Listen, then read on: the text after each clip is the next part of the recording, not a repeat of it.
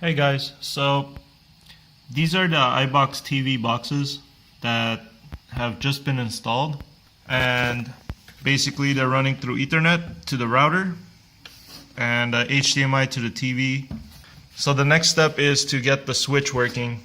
So that's what I'm going to do next. I'm going to have to crawl under the house and set up some Ethernet line to go from the router in one room to the switch in the other room. So the plan is to install this 50-foot Cat6 wiring from one room to another, and really there's no other way to do it other than through the bottom of the house. And I don't have the tools to create my own patch cables, so I'm gonna have to use this one. Unfortunately, that means I have to drill a large enough hole through the ground of the house, the floor of the house I should say, to be able to fit this head portion through. And I've calculated that I'm going to need about a 1/2 inch hole.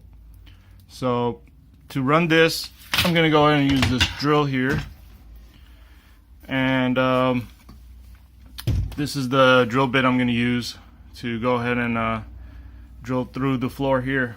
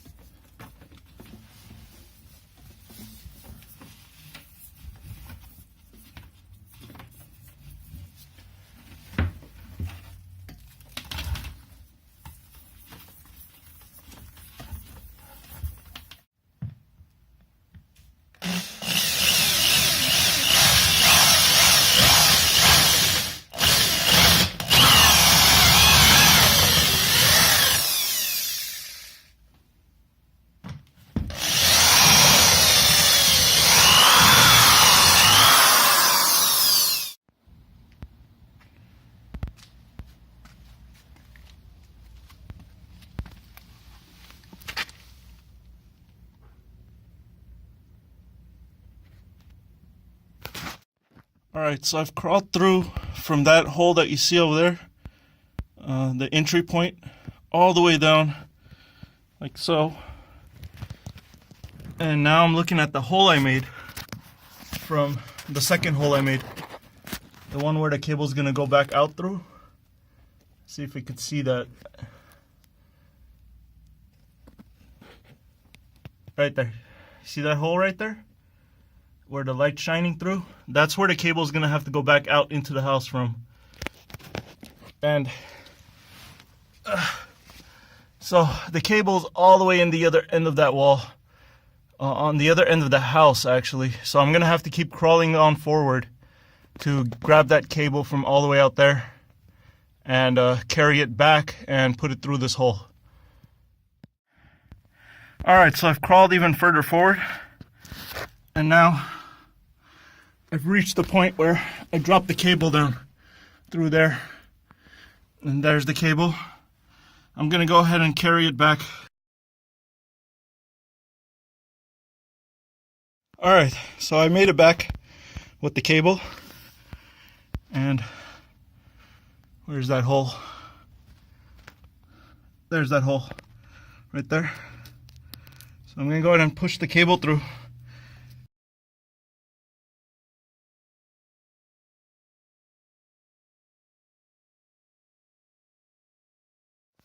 So this is the little cabinet space or area where all the office electronics is. This is the modem from the previous ISP, which is also a wireless router. This is the one that's going to get removed. This is that converter box I was saying that converts Ethernet to coax. there's a power surge protector in there, and there's also the network attached storage here. So this is gonna get updated a bit. So this is gonna get removed. This is gonna get removed. The power surge protector is gonna stay.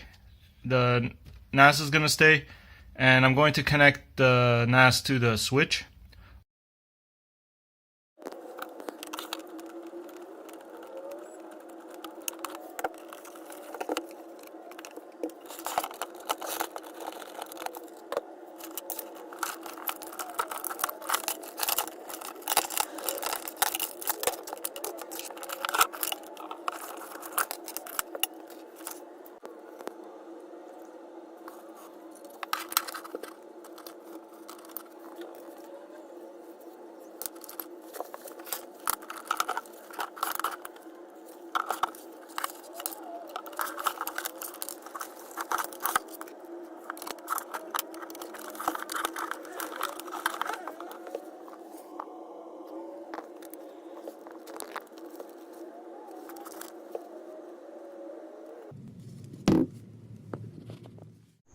Alright guys, so at this point all the ports on the router are being used.